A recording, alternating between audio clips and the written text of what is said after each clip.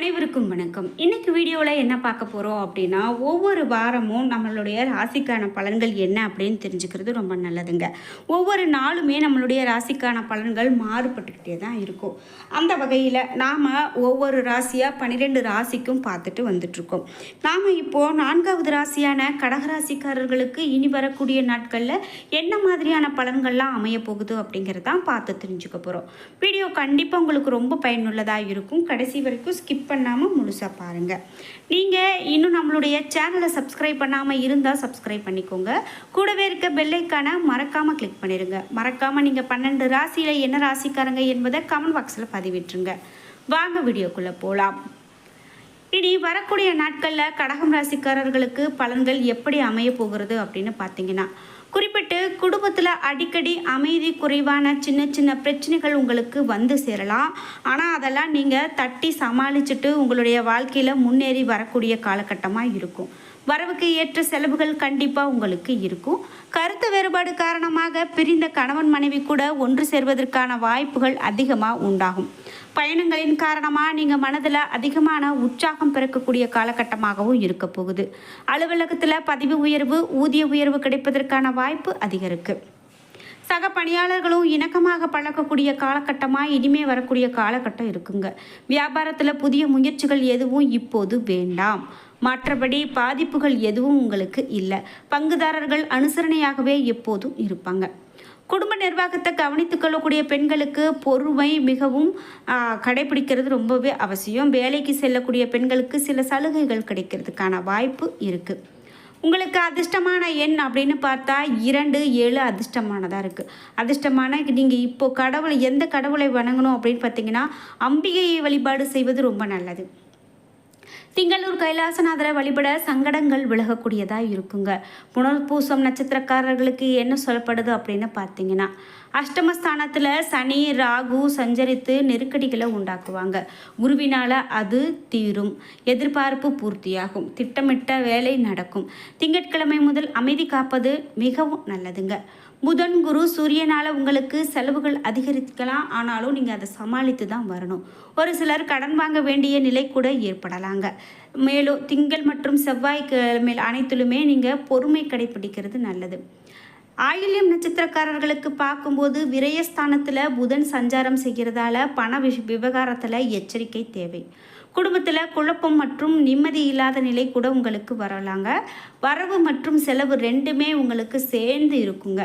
செவ்வாய்க்கிழமைகளில் நீங்கள் ரொம்ப கடைபிடிக்கிறது மட்டும் இல்லாமல் சந்திராஷ்டம நாட்கள் வரும்போது நீங்கள் கவனமாக இருக்கணும். யார்கிட்டையும் எந்த வம்பு வழக்குகளுக்கும் போகாமல் இருக்கிறது தான் உங்களுக்கு இப்போதைக்கு நல்லது. இதே போல் மேலும் கடகராசிக்காரர்களுக்கு என்ன மாதிரியான பலன்கள்லாம் சொல்லப்படுது அப்படின்னு பார்த்தீங்கன்னா, சூரிய பகவான் உங்களுடைய ராசிக்கு 11 மற்றும் 12ஆம் இடத்துல அமர்ந்திருக்காரு. வெளிநாடு செல்வதற்காக நீங்கள் எடுத்துக்கொண்ட முயற்சிகள் உங்களுக்கு வெற்றியை பெற்றுக் கொடுக்கும். ஏற்றுமதி இறக்குமதி தொழில் உங்களுக்கு லாபகரமானதாக நடக்கும். பணத்தட்டுப்பாடு படிப்படியாக குறைந்து பொருள் வரவு அதிகரிக்கும். சந்திரனுடைய இடமாற்றங்கள் உங்களுக்கு சாதகமான நிலையை கொடுக்கும் அப்படின்னு சொல்லலாம். இது மட்டும் இல்லாமல் பெரிய மனிதர்களுடைய ஆதரவால் புதிய தொழிலை தொடங்குவீங்க. லாட்டரி பந்தயம் போன்றவை உங்களுடைய வருமானத்தை பெருக்கும். செவ்வாய் 2ஆம் இடத்துல இருக்கிறாரு. மனைவி ஆசைப்பட்டு கேட்ட நகையை வாங்கி கொடுப்பீங்க. குடும்பத்தில் சுபகாரியங்களுக்கான ஏற்பாடுகள் அதிகமாக செய்வீங்க. குரு 2ஆம் இடத்துல இருக்கிறாரு. மழலை செல்வம் உண்டாகி குடும்பத்தில் மகிழ்ச்சி பொங்கக்கூடிய காலகட்டமாக இனி வரக்கூடிய காலகட்டம் இருக்கும். பழைய கடன்களை அடைப்பீங்க. வீடு கட்ட முயற்சி மேற்கொள்வீங்க. புதன் 11ஆம் இடத்துல இருக்கிறாரு. எந்த தொழிலாக இருந்தாலும் ஏற்றமும் வருமானமும் அதிகரிக்கும். சுக்கிரன் 9ஆம் இடத்துல இருக்கிறாரு. காதல் கைகூடி வரும். கனவு பழித்து கழிப்படைவீங்க. சனி 9ஆம் இடத்துல இருக்காரு. ஊழியர்கள் பற்றாக்குறையால் உற்பத்தி குறையும். தவறான பழக்கம் உள்ளவர்கள்கிட்ட நீங்கள் நெருக்கம் வைத்து கொண்டால் அவமானத்தை சந்திக்க நேரிடலாம். அதனால் நீங்கள் யார்கிட்ட பழகினாலும் ரொம்ப கவனத்தோடு எச்சரிக்கையோடு பழகிறது நல்லது. ராகு 8ஆம் இடத்துல இருக்கிறாரு. பிரபலமான மனிதர்களுடைய சந்திப்பு உங்களுக்கு புகழை ஏற்படுத்தி கொடுக்கும். இது மட்டும் இல்லாமல் கேது 2ஆம் இடத்துல இருக்கிறாரு. விருந்து நிகழ்ச்சிகளில் மேலதிகாரிகளின் கவனத்தை கவருவீங்க. அரசாங்க ஊழியர்கள் மக்களுடைய பாராட்ட பெறுவாங்க. உங்களுக்கு சந்திராஷ்டம நாட்கள் வரும்போது நீங்கள் ரொம்பவே விழிப்போடு செயல்படுறது நல்லது. நீங்கள் பெருமாள் கடவுளை நீங்கள் வழிபாடு செஞ்சீங்க அப்படின்னா இந்த நேரம் உங்களுக்கு ரொம்பவே நல்லதாக இருக்கும். உங்களுக்கு அதிர்ஷ்டமான நேரம் அப்படின்னு அதிர்ஷ்டமான எண்கள் அப்படின்னு பார்த்தீங்கன்னா 14 மற்றும் 15 அதிர்ஷ்டமான எண்களாக இருக்குது அப்படின்னு சொல்லலாம். இது மட்டும் இல்லாமல் மேலும் உங்களுக்கு பலன்கள் எப்படியெல்லாம் சொல்லப்பட்டிருக்கு அப்படின்னு பார்க்கும்போது, குறிப்பிட்டு புதன் உங்களுக்கு ரொம்பவே நல்ல ஒரு பலனை கொடுக்க போகிறாரு. பிள்ளைகளுடைய படிப்புக்காக நீங்கள் வங்கியில் வாங்கியிருந்த கடன் கூட அடைக்கக்கூடிய நேரமாக இனி வரக்கூடிய நேரம் இருக்கும். வெளியூர் பயணங்கள் உங்களுக்கு அலைச்சலில் மட்டுமே முடியலாம். அதனால் அதை கொஞ்சம் பார்த்து நீங்கள் நிதானமாக எடுத்துக்கிறது ரொம்ப நல்லது. பிள்ளைகளுடைய நடவடிக்கைகள் பெற்றோர்களுக்கு கவலையை கொடுக்கலாம். சுக்கிரன் 4ஆம் வீட்டில் இருக்கிறாரு. புதிய தொழில் தொடங்க வாய்ப்பு வரும். வியாபாரத்தில் வெற்றி கண்டிப்பாக உங்களுக்கு உண்டு. பொருளாதாரத்தில் நல்லதொரு முன்னேற்றத்தை காணக்கூடிய காலகட்டமாக உங்களுக்கு இந்த வரக்கூடிய காலகட்டம் இருக்கும் அப்படின்னு சொல்கிறதால நீங்கள் ஒரு பொருளாதார முயற்சிகளாக எடுக்கிறீங்க அப்படின்னா கண்டிப்பாக அது உங்களுக்கு நல்ல ஒரு பலனை கொடுக்கக்கூடியதாக இருக்கும். அதனால் நீங்கள் எதையுமே துணிந்து செய்யலாம், பயப்பட வேண்டாம்.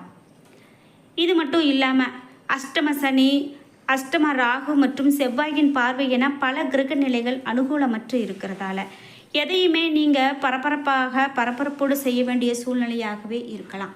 புதிய முயற்சிகளை சற்று தள்ளி போடுறது நல்லது. மற்றவர்களை பற்றி தேவையில்லாத விமர்சனங்களை செய்து மாட்டிக்காமல் இருக்கணும். ஆரோக்கியத்தில் சிறிய வித்தியாசம் இருந்தாலும் உடனடியாக மருத்துவர்கள்கிட்ட சென்று நிவாரணம் தேடிக்கொள்வது நல்லது. உங்களுடைய பிரச்சனைகளை மற்றவங்க கிட்ட நீங்கள் விவாதிக்காமல் இருக்கிறது நல்லது.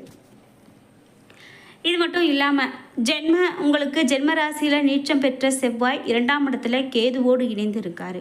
பல கிரகங்கள் உங்களுக்கு சாதகமாக இல்லை என்று சொன்னாலும் கூட குரு, சூரியன், புதன் என எல்லோருமே 12ஆம் இடத்துல இருப்பது பிரச்சனைகளை குறிக்கிறது அப்படின்னு சொல்லலாம். அதே நேரம் குருவினுடைய பார்வை சுகஸ்தானத்திலும் 6ஆம் இடத்தில் 9ஆம் இடத்தில் விழுவதால் சற்று முயற்சியும் நிதானமும் கடைபிடித்தால் கஷ்டங்களில் இருந்து தப்பித்து கொள்ளலாம் அப்படின்னு சொல்லப்படுது.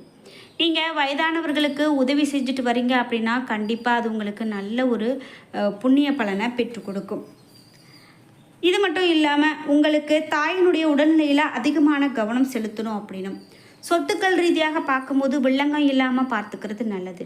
வாங்கும் போதும் விற்கும் போதும் கவனமாக இருக்கணும். செவ்வாய் சனி பார்வை தொடர்பு கடைசி நேரத்தில் உங்களுக்கு சிந்தனையை மாற்றி தவறாக முடிவெடுக்க வைக்கலாம். உங்களுடைய நினைப்புக்கு மாறாக செயல்கள் நடக்கும். பெற்றோர்களுடன் மன வருத்தம் ஏற்படலாம். வீடு மற்றும் இடமாற்றம் உங்களுக்கு உண்டாகக்கூடிய காலகட்டமாக இருக்குது. சனிக்கிழமை நாட்களில் பெருமாள் கோவிலுக்கும் ஆஞ்சநேயர் கோவிலுக்கும் சென்று நல்லெண்ணெய் தீபம் ஏற்றி வழிபாடு செய்கிறது மிக மிக நன்மையான பலன்களையே பெற்றுக் கொடுக்கும். வியாபாரம் தொழிலில் நல்ல விதமாகவே உங்களுக்கு பலன்கள் இருக்கிறதால நல்ல ஒரு முன்னேற்றம் காணக்கூடியதாக இருக்கும். அதனால் நீங்கள் பயந்துக்க வேண்டாம். சிரமங்கள் குறையக்கூடியதாகவும் வலிகள் குறையக்கூடியதாகவும் பொருள் வரத்து அதிகமாக இருக்கக்கூடியதாகவும் இனி வரக்கூடிய காலகட்டம் உங்களுக்கு இருக்குங்க. இது மட்டும் இல்லாமல் பணப்பிரச்சனை அவ்வப்போது எல்லோரை போலவே உங்களுக்கும் பணப்பிரச்சனை வந்து போகத்தான் செய்யும். பணப்பிரச்சனை இருக்குது அப்படின்னு நீங்கள் வருத்தப்பட்டுட்டு இருந்தால் அது சரி செய்ய முடியாது. அடுத்ததாக நம்ம அதுக்காக என்ன செய்யலாம் அப்படிங்கிறத முடிவெடுத்து நீங்கள் செய்யும்போது கண்டிப்பாக உங்களுக்கு பலன்களில் மாற்றம் இருக்கும் அப்படின்னே சொல்லலாம். அதே போல் உங்களுக்கு எந்த ஒரு பிரச்சனையாக இருந்தாலும் நீங்கள் வெளிப்படையாக உங்கள் துணைவியார்கிட்டையோ அல்லது துணிவன்கிட்டையோ நீங்கள் பேசி தீர்த்துக்கொள்வதே உங்களுக்கு நல்ல ஒரு பலனை பெற்றுக் கொடுக்கும். இது மட்டும் இல்லாமல் 4இல் புதன் தன்னுடைய சொந்த வீட்டில் ஆட்சி பெற்றிருக்கிறதால சற்று கூர்மையுடன் சிந்தித்து பிரச்சனைகளுக்கு விடை காண்பது தான் உங்களுக்கு இப்போதைக்கு நல்ல பலனை பெற்றுக் கொடுக்கும் அப்படின்னு சொல்லலாம். இப்படி ஒவ்வொரு நாளும் கிரகங்களுடைய பயிற்சியால் கிரகங்களுடைய மாற்றங்களால் நம்மளுடைய வாழ்க்கையில் நிறைய மாற்றங்களை நாம் சந்திச்சுக்கிட்டு தாங்க இருக்கிறோம். இந்த வீடியோவை பார்த்துட்டு இருக்கக்கூடிய நீங்கள் இந்த 12 ராசியில் என்ன ராசிக்காரங்க என்பதை மறக்காமல் கீழே கமெண்ட் பாக்ஸில் பதிவிடுங்க. அதோடு 2025ஆம் ஆண்டு தொடங்கி உங்களுடைய ராசியில் நீங்கள் எப்படிப்பட்ட பலன்களை பெற்றிருக்கீங்க அப்படிங்கிற உங்களுடைய கருத்துக்களை மறக்காமல் கமெண்ட் பாக்ஸில் பதிவிடுங்க. என்ன நண்பர்களே, இன்றைக்கி வீடியோவில் நம்ம 12 ராசியில் கடகம் ராசிக்காரர்களுக்கு பலன்கள் எப்படி இருக்கும் அப்படின்னு பார்த்து தெரிஞ்சுக்கிட்டோம். வீடியோ உங்களுக்கு பிடிச்சிருந்தால் லைக் பண்ணுங்கள், ஷேர் பண்ணுங்கள், கமெண்ட் பண்ணுங்கள். நீங்கள் இன்னும் நம்மளுடைய சேனலை சப்ஸ்கிரைப் பண்ணாமல் இருந்தால் சப்ஸ்கிரைப் பண்ணிக்கோங்க. கூடவே இருக்க பெல் ஐக்கானை மறக்காமல் கிளிக் பண்ணிடுங்க. அப்போ தான் நாங்கள் போடுற இது போன்ற பயனுள்ள வீடியோக்கள் உங்களுக்கு உடனுக்குடன் நோட்டிஃபிகேஷனாக வந்து சேரும். நன்றி வீவர்ஸ்.